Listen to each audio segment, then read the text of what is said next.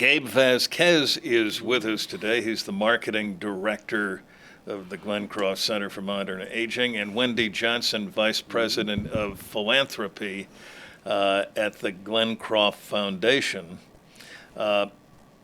We hear the term modern aging used extensively in this program, but let's start out by defining what is modern aging.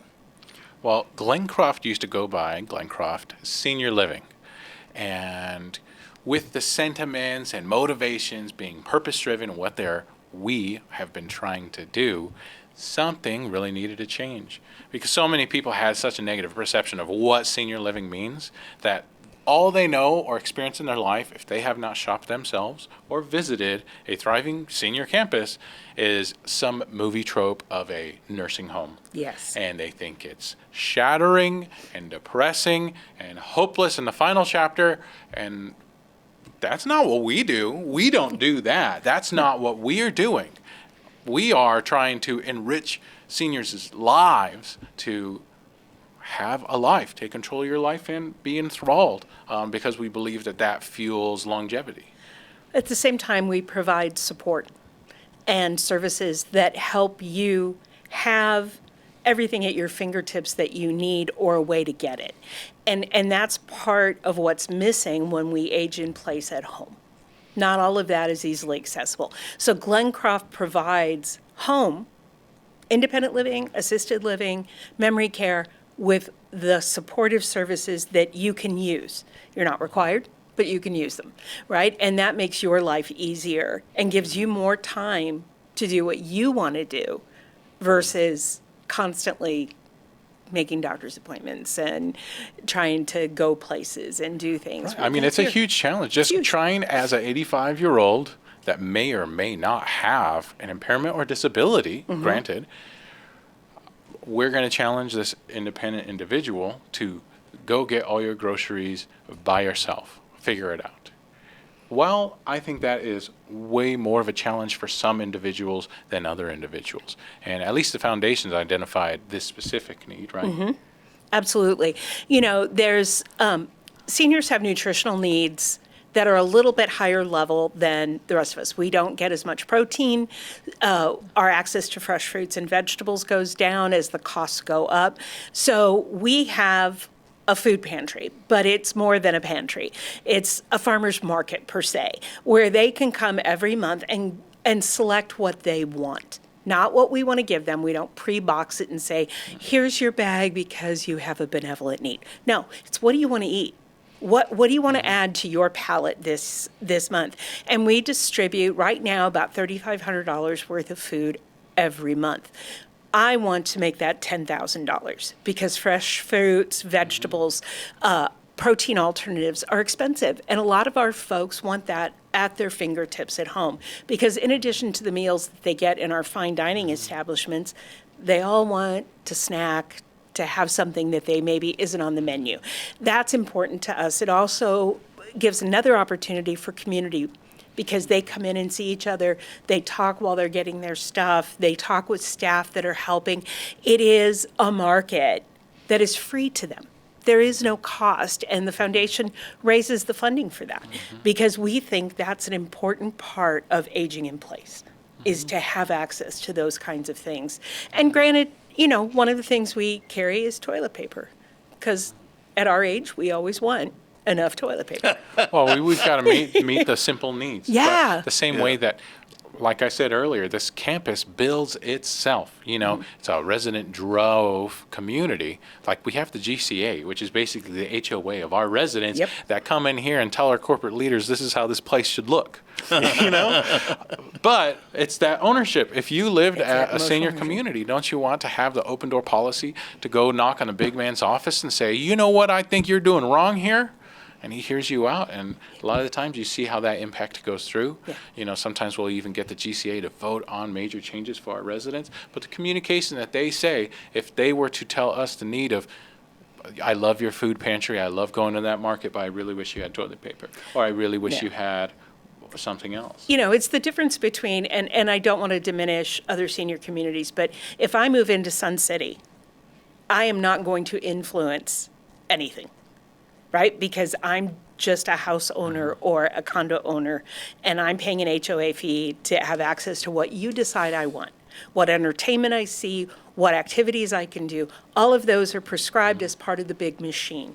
Glencroft has the advantage of being so people-centered, so connected, that someone says, hey, I wish we had an incumbent bike in the fitness center. Okay, let's test that. Who else would like an incumbent bike? Okay, we have enough to do that. Hey, Wendy, can you and the foundation get us grant money for that? Because we want to get the best we can afford. And those are the kind of things that help us work together as a community. The foundation exists to help fund initiatives and projects that will benefit community life. And those are the processes that allow us, I will ask anybody for anything. I'm that kind of person. Your rejection is just an opportunity for me to ask you something else later, right? I mean, I'm a teenager in that sense. I will nag until you give in or tell me to go to my room. The issue is that I may ask you to contribute to X, and you go, yeah, I'm not interested. I'm more interested in. I'm a film buff. Well, you know what? We have a film night every Friday night, and we have themes, and we have activities, and we have opportunities around that. Hey, why don't I hook you up with our community association to talk about, and our activities directors? There's ways for us to integrate what people are interested in, even outside of Glencroft, into the life of Glencroft. And the foundation does our best work in understanding who wants to support what we're doing with who is doing what we're doing. And putting those together is part of the foundation's job. What's the HCA? The hometown? Oh, it's GCA. Or It's GCA, Glencroft GCA. Community Association. It's like an HOA, it's a resident association, Okay. but they prefer community.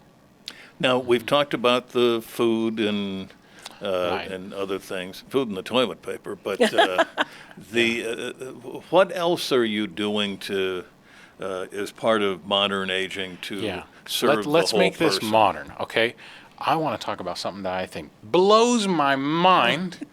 We're going to have to I'll bring him on this show. Sandro of Helpenny, right? He's a developer from Sweden that came up with what looks like a Wi-Fi router. Cute little box. You hide it inconspicuously, in your home or on your ceiling, just like you would a regular Wi-Fi router. It's got no microphones, no cameras, right? And it just uses radar to detect motion in your home. And it's not simple motion like, hey, there was motion in your living room. It's 0.1 millimeter resolution of motion that it can monitor even the difference of a resident's gait in their home, in their walk. Very subtle differences. How often are they visited by a caretaker? How often are they getting up in the middle of the night? How often are they seeming to start walking less or walking weaker or a little bit slower? It's a deep fall prevention technology that allows us, with permission of the resident, to ensure that we find something before it's a crisis, right? Because it's the fall that ends things. You break a hip, you hit your head, you break an arm. Right. If we can detect that coming, then we are helping you be healthier and live a safer and have an opportunity to do that. So, the foundation is fundraising for that because we have put it in our some assisted living units where folks need more help, but we'd like to put it throughout the campus, and we have a lot of homes. And so the foundation is looking at fundraising for that. Yeah, I'll interject one sneaky story that Okay. I know they might mention when it comes.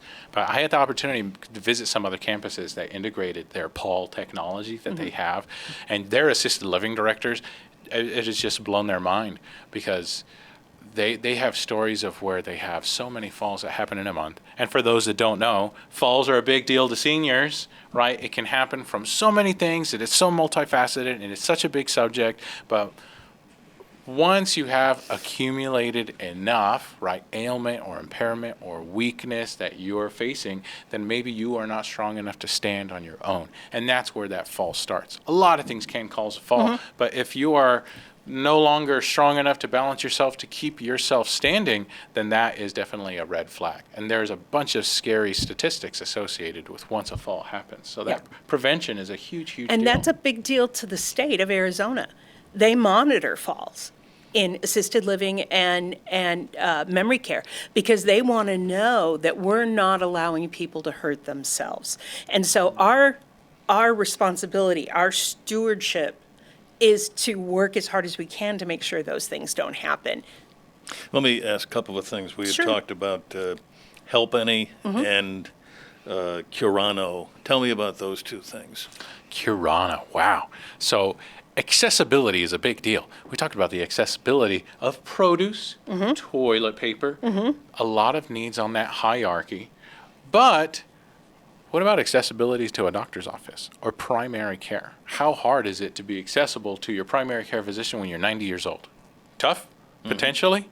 Maybe you got a big scooter, you got a chair, you've got a lot of stuff there coming with you. Just It can making be the appointment is a cumbersome. challenge. Making the appointment. You've got to figure out what number to call, who to contact, tell them a thing.